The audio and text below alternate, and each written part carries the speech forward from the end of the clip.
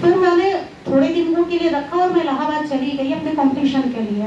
उस बीच में मैंने सर्च किया कि कानपुर और उसके आसपास की ऐसी कौन सी शख्सियत है जिस पर कि रिसर्च किया जा सकता है।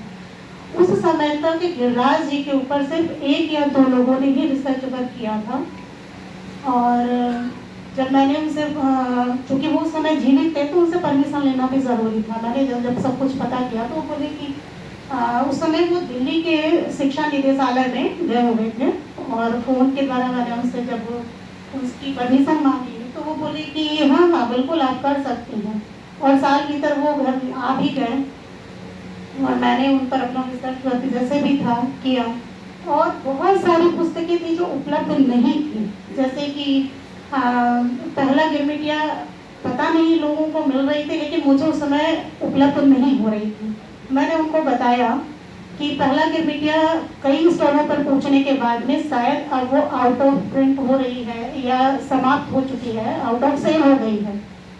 उन्होंने अपने पास उपलब्ध कराई, लेकिन उनके पीएचडी करते समय मुझे ऐसा बिल्कुल नहीं लगा कि केवल पहला गिरमिटिया ही एक ऐसा उपन्यास है जिस पर चर्चा हो। मुझे लगता है कि गिरिराज किशोर के ऊपर लिखी, गिरिराज किशोर ने जितनी भी कहानियां, उपन्यास, नाटक, संस्मरण या रेखा चित्र जितने भी लिखे हैं, हर उस चीज को पढ़ने की जरूरत है। उन्होंने केवल पहला गिरमिटिया नहीं लिखी, उसके अतिरिक्त उन्होंने ढाई घर भी लिखा, यात्राएं भी लिखी, चिड़ियाघर भी लिखा और हर उपन्यास की एक नई कहानी है। वह कहानी है, आप यात्राएं पढ़ेंगे तो उसमें एक स्त्री और पुरुष किस तरीके से एक आपसी जो उनमें सौहार्द किस तरीके से कम होता है, ये उसमें मजेदार चीजों से प्रस्तुत किया गया है।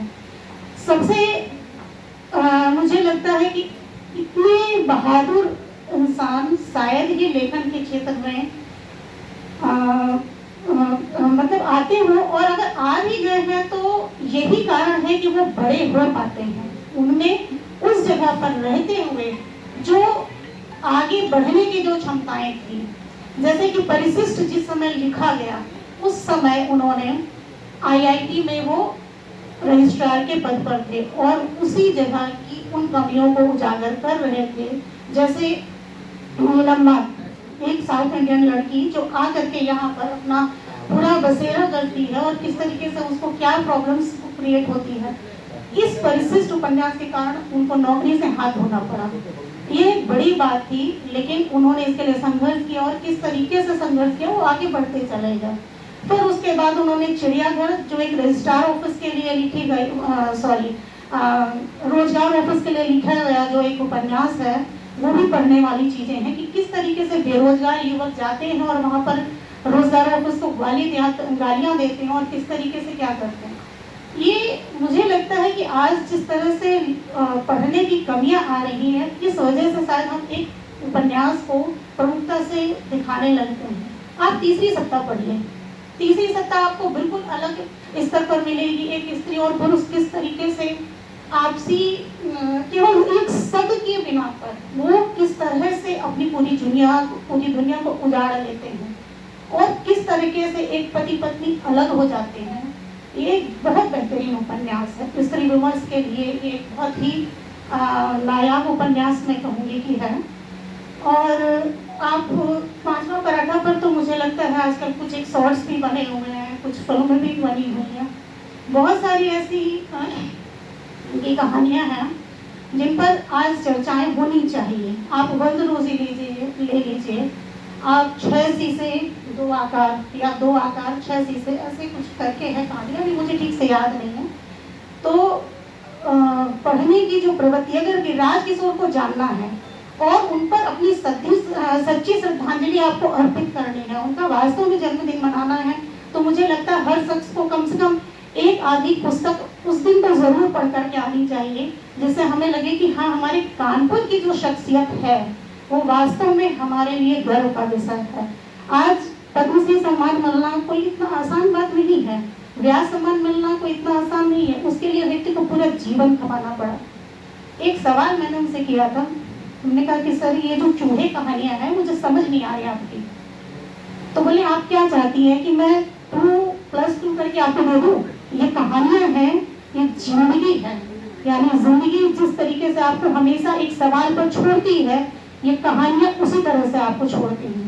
डॉक्टर नगेंद्र के लिए कहते हैं कि गिरिराज किशोर एक ऐसे साहित्य जगत से आते हैं जो बंद होने वाली गलियों की तरफ दरवाजे खोलते हैं। क्यों? क्योंकि उनके पास विचारणीय शक्ति नहीं है, उनके पास निर्णय लेने की शक्ति नहीं है। तो जाहिर सी बात है कि अगर उनमें निर्णय की शक्ति नहीं है, और गिरिराज किशोर के सारे उपन्यास, चाहे वो बाहु, पहला गिरमिटिया हो या कोई भी हो, उनमें हर एक उपन्यास आपको बिल्कुल किसी भी तरह से कोई मैच नहीं मिलेगा। आप असलाह उठा लीजिए, मेरे ख्याल से बहुत कम उपन्यासकारों ने लिखा है, लेकिन अब इतना लिखना, इतने विशद उसमें लिखना बहुत कम लोगों के लिए संभव होता है। गिरिराज किशोर जितना लिख गए हैं, जितना उतना समेट माना बहुत कठिन काम है। मैंने भी पूरे पर नहीं किया, सिर्फ उनके कहानियों और उपन्यास को ही लिखने में मुझे 1.5-2 साल बीत गए, तो ठीक लगा। और इस बीच जितनी भी उनसे बातचीत होती थी, कई बार मैं घर पर गई और कहने आती चाय पी लो, तो मैंने कहा नहीं, मैं जाती हूँ किचन में, खुद बना कर देती हूँ। तो कहने की ठीक है, चाय पत्ती वगैरह आंटी से पूछ लेना, मिल जाएगी बना कर पीना। तो कहने नहीं, तुम खाना भी अच्छा बनाती हो। मैंने कहा ठीक है, कोई बात नहीं, मेरे हाथ की चाय पीजिए तो अच्छा लगेगा आपको। और जितनी मैंने कहानी भी उनको लिख करके दी, शायद वो कुछ आगे के पैटर्न से मैच कर रही थी, तो वो तुरंत मुझे टोके कि आरती, जीवन में कभी भी तुम्हें आगे बढ़ना है, किसी की कॉपी मत बनना। कॉपी बनते ही तुम्हारा अपना अस्तित्व समाप्त हो जाएगा। तुम्हें अगर आगे बढ़ना है तो अपनी रियलिटी में आगे बढ़ो, तुम्हें जो महसूस होता है तुम वो लिखो, किसी की कॉपी करने की कभी जीवन में जरूरत नहीं है। मेरा दुर्भाग्य देखिए, मैं यहाँ चूंकि मेरे पतिदेव पूरे इंडिया भर में उनका जॉब में ट्रांसफर वाला जॉब था, तो हम लोग घूमते रहे। और जब हम कानपुर में स्टेबल होने के लिए आए तो 2020 में उनका देहांत हो गया। मैं यहाँ पर मेरे ख्याल से नवंबर के लगभग आई थी, और थोड़े दिन उनसे फ़ोन से बातचीत हुई, और उसके बाद हम लोग फिर कभी नहीं मिल पाए।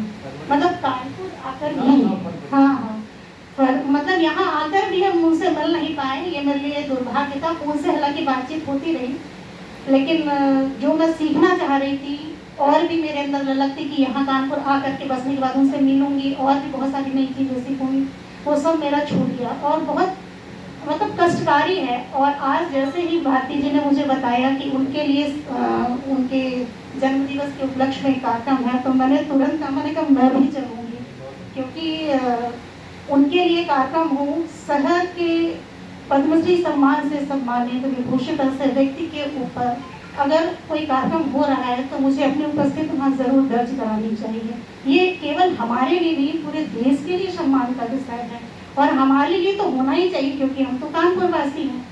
इनके नाम से आज हम लोग जाने जाते हैं कि कानपुर में साहित्यकार हैं, तो गिरिराज किशोर जैसे व्यक्तित्व भी हैं।